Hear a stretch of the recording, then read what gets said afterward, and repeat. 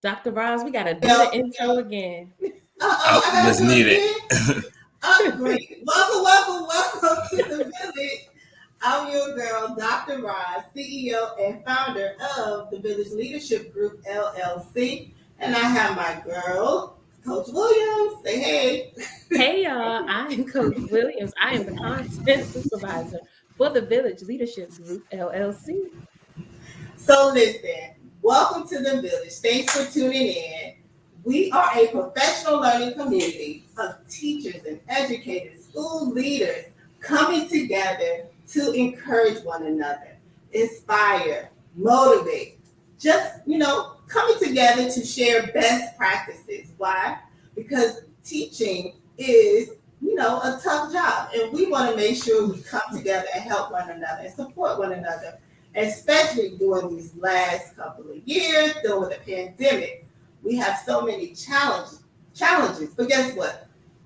Teachers are resilient, and we've been stepping up, being innovative, and getting the job done. So we salute all teachers, right? Woo! Now, this month, we've been talking about mental health awareness because May is Mental Health Awareness Month. And we are at the end of May, and we want to, again, shine a spotlight on mental health awareness. But we want to talk about how schools can support families and students dealing with a mental health crisis, especially during this time. So we have some special guests joining us today to talk about it. Now, Coach Williams and I, we want to have this juicy conversation, but we need our village to join in as well. So welcome our guest, Miss Natalie Gaudette, and village elder, Kimberly Hardy. She's not a stranger to the village. Welcome. Hello, ladies. Thank Hello. you. So glad to be here. Yes. Thanks for coming and joining the village. Please, I want you guys to introduce yourselves to the village and tell us why mental health awareness is so important. I'm going to start with our village elder, Kimberly Hardy. Reintroduce yourself to the village and then tell us why is mental health awareness so important. Hello, everyone. My name is Kimberly Annette Hardy, Kimberly Annette on Facebook, and I just love Dr. Roz. I love the way that she is saving lives, challenging minds and changing lives here. I'm so glad to be a village elder. Been with this with this community, and it's been so empowering. Mental health is very dear to my heart because I was actually diagnosed with a mental health illness in 2007. And it was basically at that point that this understanding that mental health illness ran in my family. And so for me, this really is about saving lives, not just physically keeping you here on earth, but keeping you here to have a thriving life.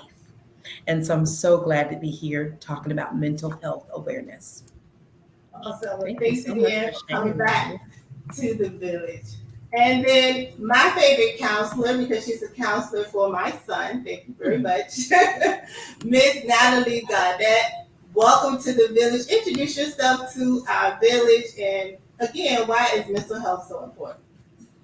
Hello, everybody. So my name is Natalie Gaudette. I am wrapping up my 6th year as a professional school counselor in Prince George's County. I love the job. It's just something that I always wanted to do since I was in high school, very much so connected to this issue. When I was very young, only 10 years old, my mother actually died by suicide. And it was one of those things that, as a child, you don't really recognize what that means. And as I got older, I started to really recognize and understand the issues of mental health. And my own high school counselor really helped open my eyes to a world that was better, right? And really inspired me to want to help other children who either feel alone, isolated, might be struggling in some way. So I'm really excited to be in this profession. It's something I knew I wanted to do since I was in high school. So it's cool to, be here.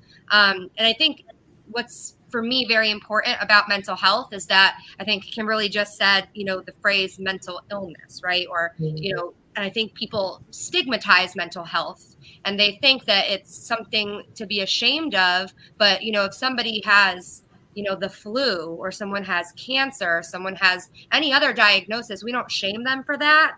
But for some reason, people feel shame associated with mental health. And because of that, so much goes unhelped, and people hold it in and continue to isolate themselves, which can exacerbate the issue. So I think that for me, it's very important to reduce the stigma, and really help people to get to the support that they need. Yes.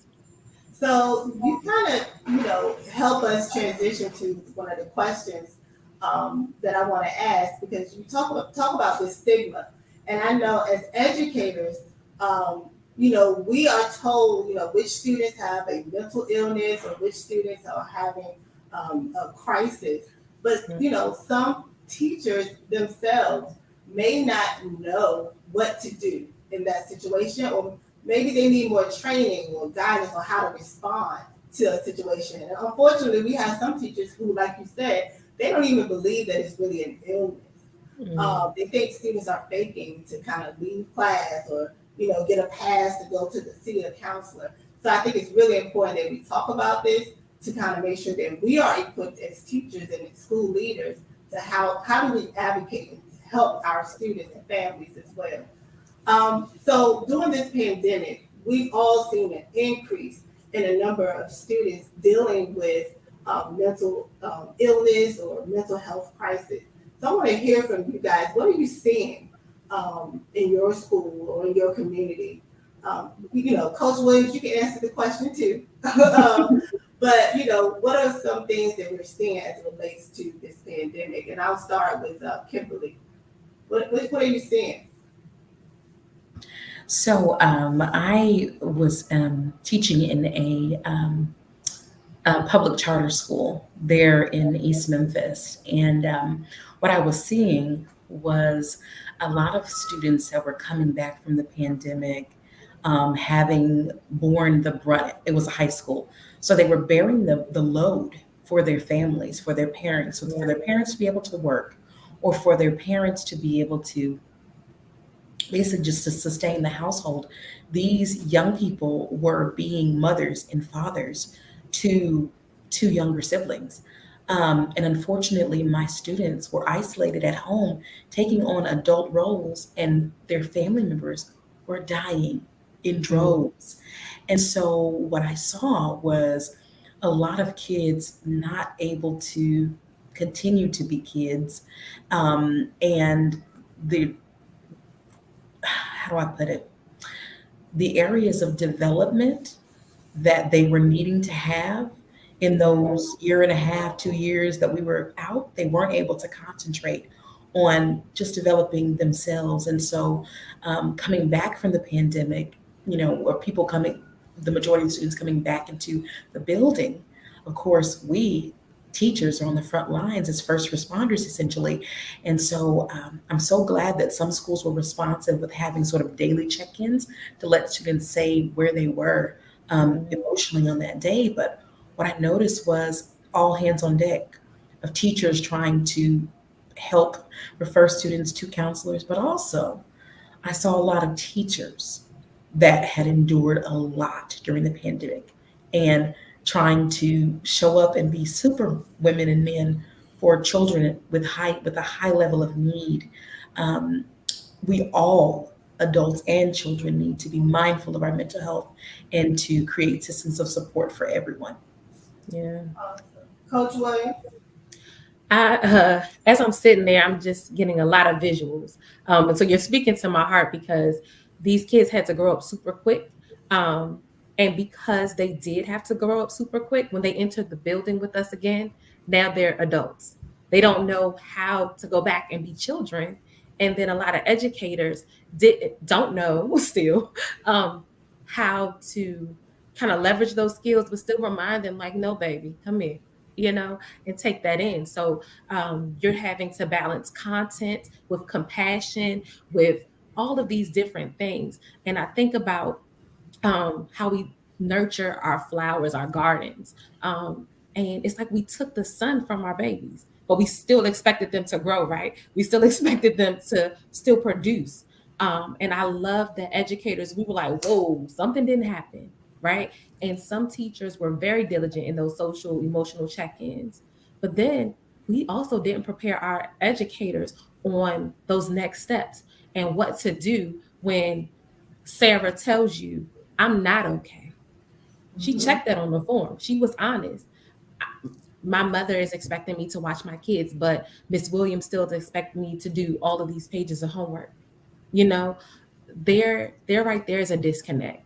And so it's showing up with people really wanting to try but not having the skills. And I know it's my question to answer, but I also within that wanted to switch it to Miss Gaudette. Like, what what can you help the teachers with? What advice can you give to the teachers? Because are they leaning on you? Because sometimes there are some educators who have gone and been like, yes, we're the team, but there's some who'll be like, I'm over here drowning and I don't know who to talk to. So I'm seeing our baby struggling, but I'm also seeing that there's some things missing. Yeah, I mean, like, I can say that in terms of what I've seen and what I've recognized is I think that people forget that school is an outlet in itself. Whether a student loves school or not, it's an outlet from whatever is happening at home, right? And through the pandemic, they lost that outlet. They lost the ability to conveniently connect with their peers, to conveniently, pop into my office. Students who I would see on almost a daily basis that, whether they just popped in to say hello, I didn't hear from them for an entire year and a half that we were home.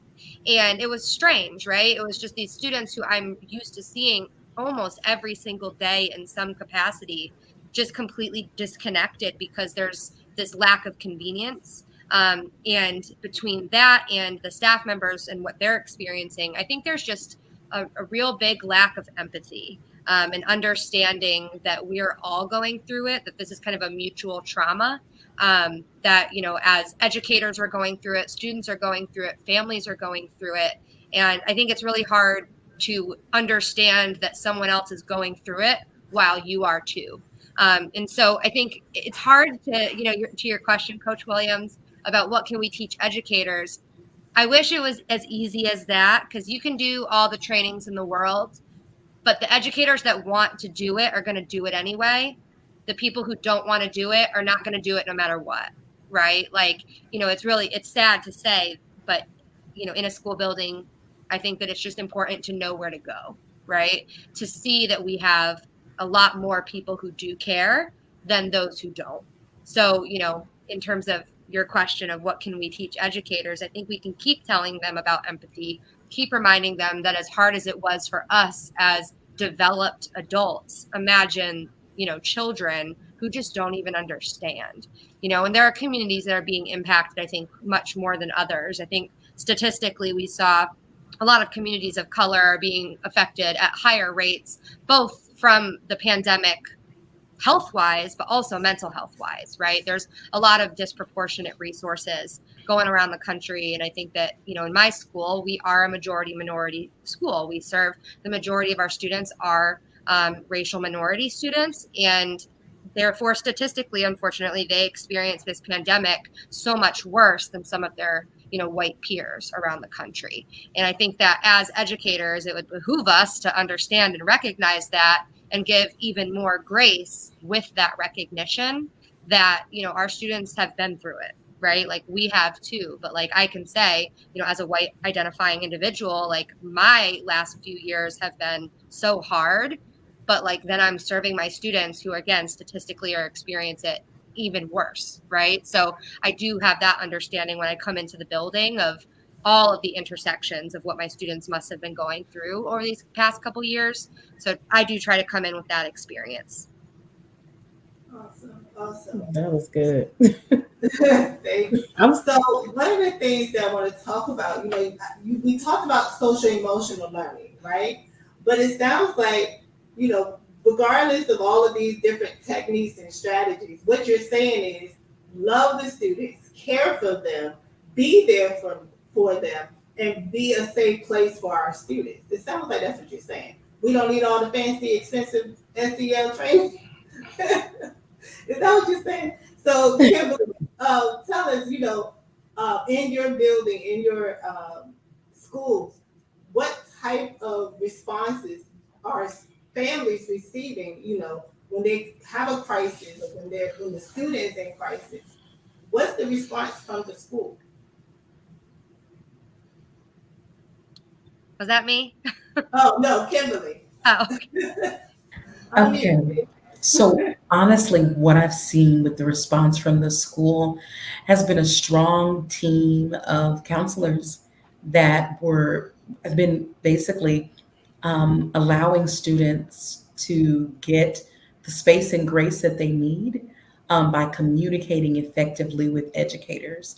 I know another thing that this school did in particular was to look at the grading policy and to really ask, is having the old grading policy that we've always had what kids need right now?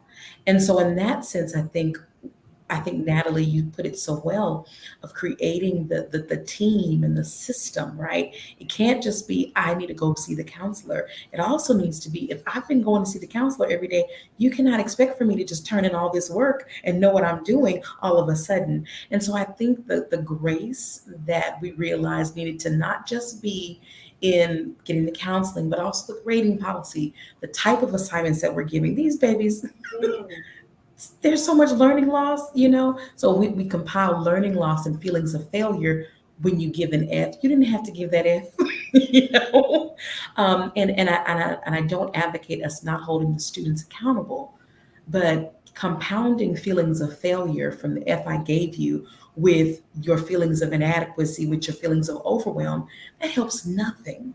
It doesn't teach you to be responsible. It teaches you to that when you are down, you will experience greater overwhelm and not be able to do anything. So just looking at all of the systems was sort of the response that we had to have.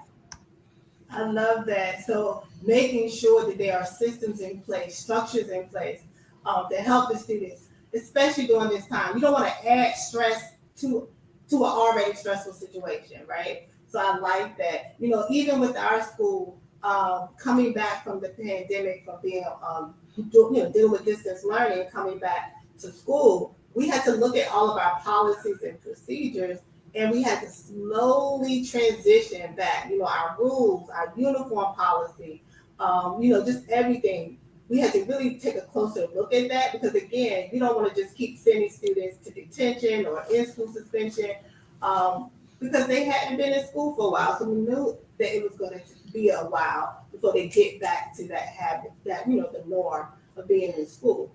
But even next school year, thinking about planning for the future, we just can't go back to the old way of doing things. So I like what you're saying. Really looking at our policies, looking at our structures that we have in place, and making sure that all students can be successful in our school. So that's really important. Miss Gaudette, and then Coach Williams, you're now off the hook. You're next to the next question or something. Miss Gaudette? well, I want to play devil's advocate a little bit too, because I think there's also an importance of understanding that there's a balance between grace and Yeah. losing expectations of students, right? Like, I think it's one thing that, a student was taking care of their siblings and so they couldn't wash their school uniform. It's a very different thing when a student just says, I'm going to wear jeans every day, right? So, and I think that there is still this thing of, yes, I'm going to give you grace and I'm going to have that conversation with you because you're a human, right?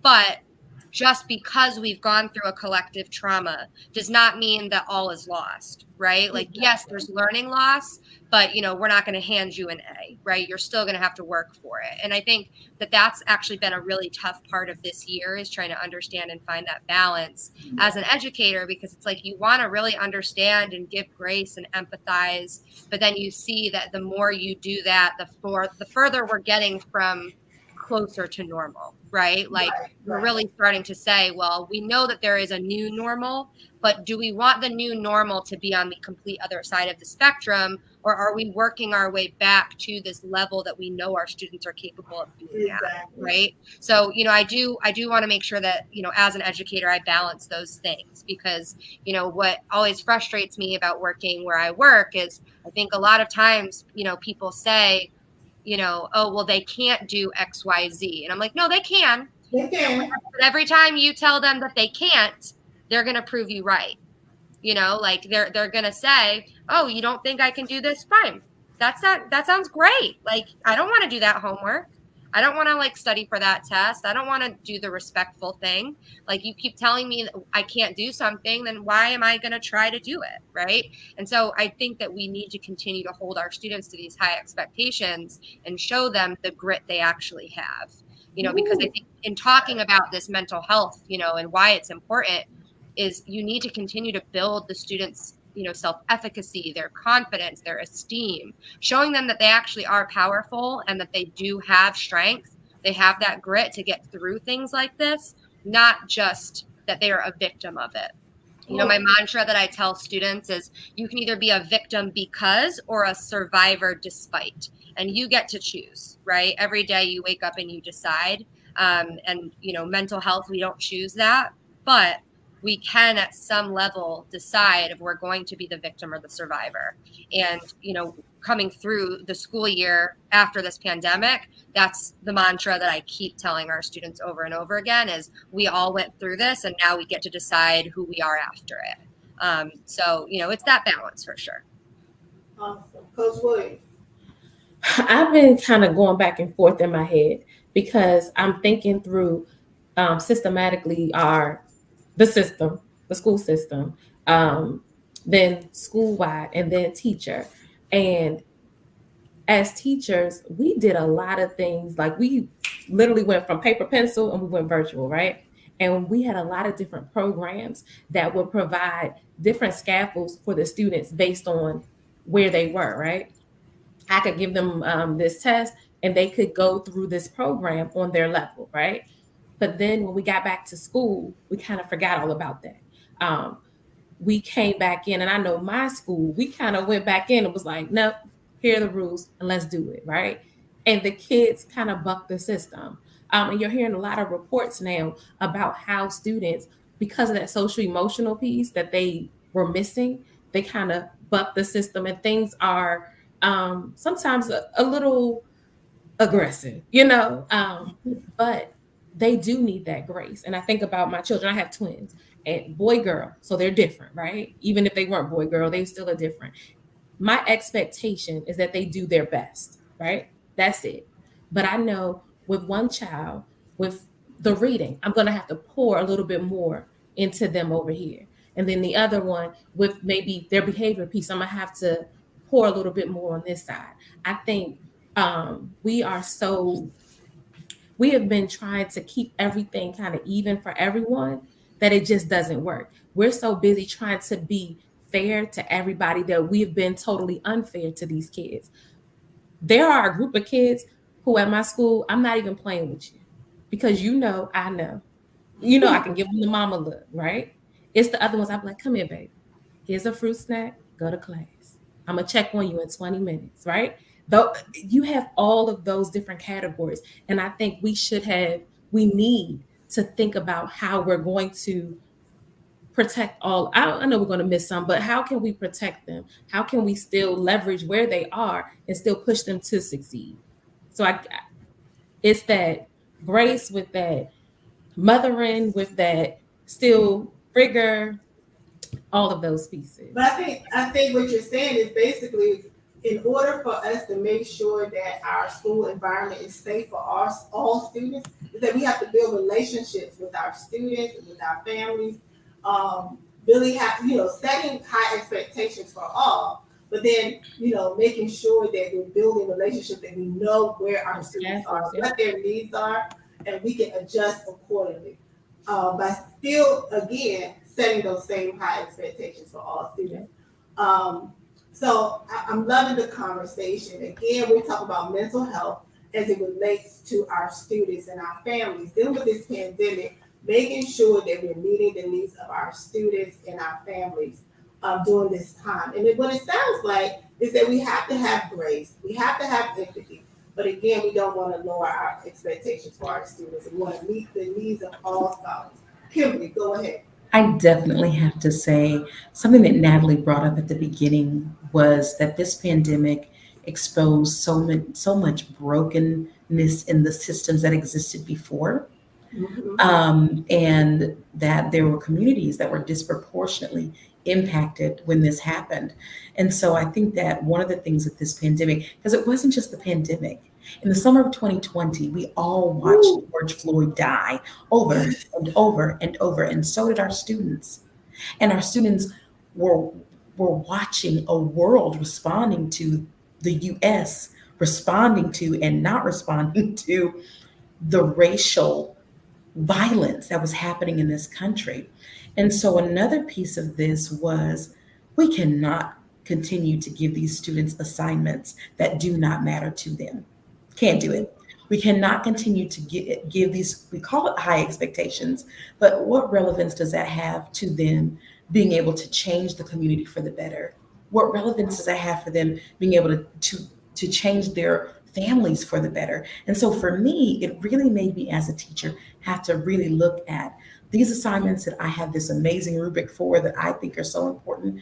What relevance does this have for them in the long run? And so I had to be humble and really, really let go of some of the things that I thought were so important for so many years. You know, you do something for 10 years, you're like, this is really important. And I really had to think about what world are these kids going into? What world do we need to create? And so I had to make assignments that were not just, make sure it's letter A, but make sure you know how to respond to these injustices in the community as well. love it. All right. So we could keep going on and on and on, but I definitely want to get our final thoughts about this issue. What are some, great things that we want our teachers to know and to do as it relates to responding to the needs of our families and our students? So I know, Kimberly, you have a lot of things going on, so I want you to share with the village some of the great things that you have going on as it relates to mental health. So am a teacher and I'm also an author. I wrote a book called Love Letters to Baby Girl. And one of the things that I find is that in many Black and Brown communities, we are people of faith. We are holding it down for Jesus. We're holding it down with whatever faith we have. And so I'm looking forward to in July, which is Minority Mental Health Awareness Month. I'm looking forward to speaking to particularly women in communities of faith, whether it's a temple or a mosque or a church or a congregation. Looking forward to really digging into the conversation and sharing my own story about removing the stigma of being a person of faith who also goes to get mental health resources. Yes, love it, love it. You can have Jesus and a counselor and a therapist. It's okay. It's all right. So I think we're going to go ahead and post that information there. So Ms. Gaudette, just words of advice for our families or our, who call into the school or their child is having a mental health crisis, or they may have thoughts of depression or suicide or what have you. What advice and tips do you have for our families? Well, I think the first is, recognizing that, the family is the student's first teacher, right? So yes, you send them into the school building for education and to learn content, but what they're seeing at home is their first education. And so, we talk about empathy and the empathy that should be coming from staff members. I think that there needs to be, a reality check here that, you don't always, as a parent and guardian, have to be the strong one. I think that every time you try to put on a front and you try to act like you're not going through it too, the children then feel like, well, then why am I? Right? Is there something wrong with me because I'm feeling some feelings? And so once they hear that their parents and their guardians and their older loved ones, their elders, right, are going through it too, it starts to normalize the fact that these feelings happen at every age. They happen at every level. So I think it starts there, as the people that they've grown up with starting to say that we feel it too. There's also hopefully a recognition that resources are not a bad thing, right? To go to therapy does not mean there's something wrong. To go to therapy is maintenance, right? Like, you don't sit at home with your car forever. Like you take it in for that oil change, right? Like you got to take it in for just that routine maintenance, even when something's not wrong. So I think that families hopefully will start to acknowledge that as a positive thing and not that it's stigmatized. And then in terms of resources in a school building, I think that people often look to the school counselor because that's who they assume is the one that needs to give all of the support. But I think there are a lot of different places people can go. A school counselor is certainly a good start, but most of us actually are not certified in therapy.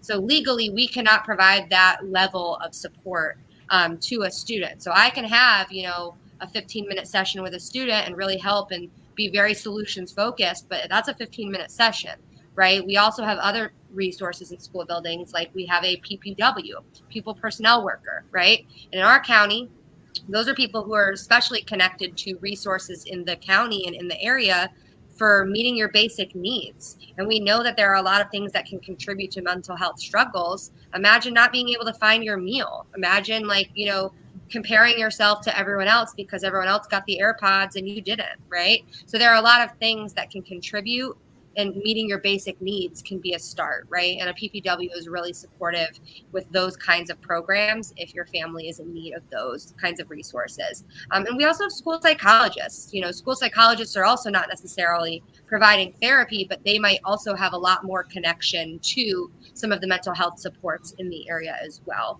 And school psychologists are able to diagnose, right? So they are able to give a lot more insight to a family about whether a student is experiencing a short-term hardship or they have a long-term need. And so I think that really reaching out to all of these different staff members in a building is definitely going to provide some more well-rounded support for students. Awesome. And can I just add something? Go ahead, Coach Williams. I just want to keep saying, say something. Reach out to somebody. Somebody is going to have your back. Reach out, even if you're a parent and you don't know the counselor's number, call the teacher. Call someone. Someone is there to help. We are all willing to help. Just don't remain silent. Sorry to have to say that. If I can respond to that too, I think, there are communities that I think feel, again, this sense of shame of like, our family business is our family business. If my child is going through something, it's our business. If our family is going through something, it's our business. But, I just had a student where, they just left our school. And only at that point did we realize that the attendance issues we were talking to them about, the grade issues we were talking to them about, they said it had been about transportation, but turns out there was a whole lot more going on at home than we had known, right? And imagine all the resources and support we could have provided had the family been willing to disclose that information. Right. And so, when mental health is affecting everybody, right?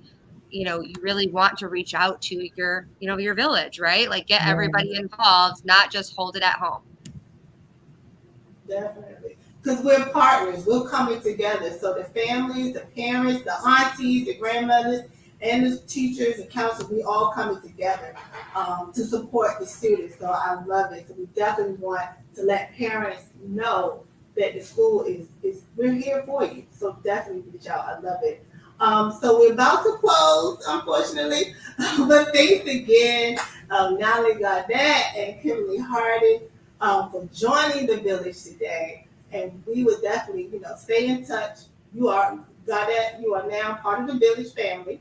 So don't be a stranger. Kimberly, you are already a village elder, so I know you'll be back. But thanks again for joining the village. Oh my goodness. Coach Williams, we could keep going and going and going. I know, it was so good. I was like, I know this is a topic that just warms my heart because I know for a fact that our families and our students have been through so much, much during this pandemic. And we've seen a rise in mental health issues and challenges at our schools. And so we just want to make sure families know that we got you. We have, and that we have safe spaces in our schools where your students can come, your family members can come and definitely get the support that they need. So I love this. So thank you everyone for joining the village. Continue to follow us on Facebook and Instagram at The Village LG. And remember, teacher leadership is a mindset, not a position. See you next time. The next time we're going to be talking about Pride Month. It starts tomorrow. So join us next month when we celebrate Pride Month. Again, we're going to be talking about the topics that some people are kind of scared to talk about, but not here within the village. We talk about it. So see you next time. Take care.